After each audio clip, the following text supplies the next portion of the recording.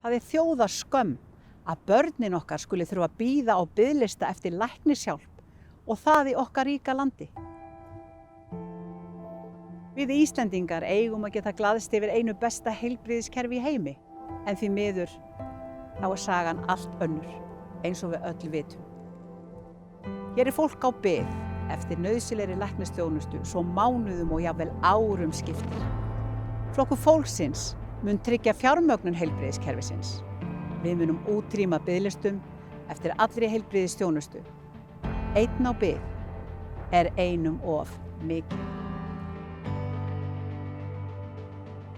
Tryggingastofnun stofnun sem eldra fólk og öryrkjar kannast vel við. Ríkisstjórn eftir ríkisstjórn hefur byggt upp það bútasaumaða skrímsli þegar almannatryggingakerfið orðið að í dag. Við viljum nýtt kerfi. Við viljum að lágmarksframfærsla verði 350.000 krónur á mánuði skatta- og skerðingarlaust. Við viljum leyfa þeim öryrkjum sem treystir sig til að vinna í 2 ár án þess að bætur þeirra skerðist. Flokkur fólksins segir réttlæti fyrir alla í ríku landi.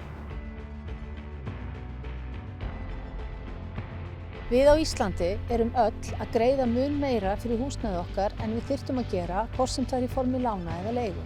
Við í Flokki fólksins viljum afnema verðtryggingu á húsnæðislánum.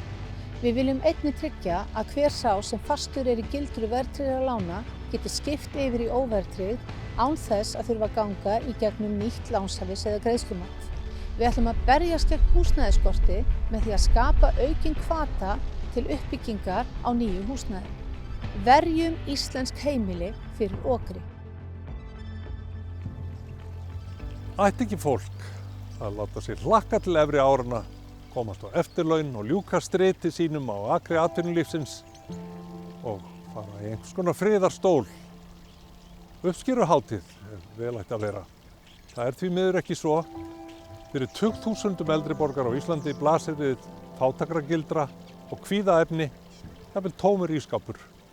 Matarkarfan svo ansi dýr.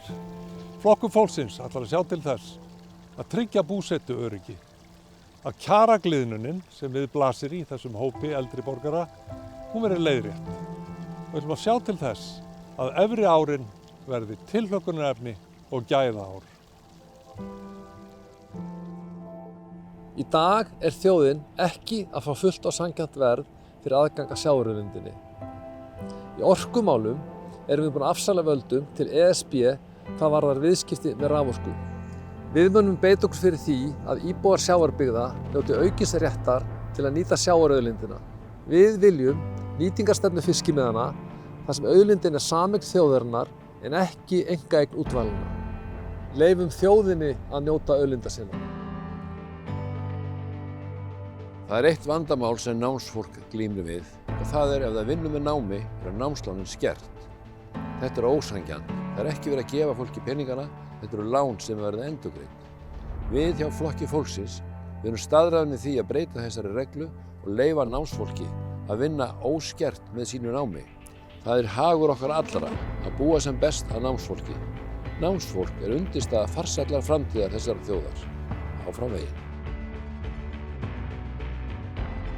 Flokkur fólksins ætlar að brjóta þessa múra og bæta kjörin. Flokkur fólksins ætlar að koma lágmarksframfærslu upp í 350.000 krónur skatta- og skerðingarlaust.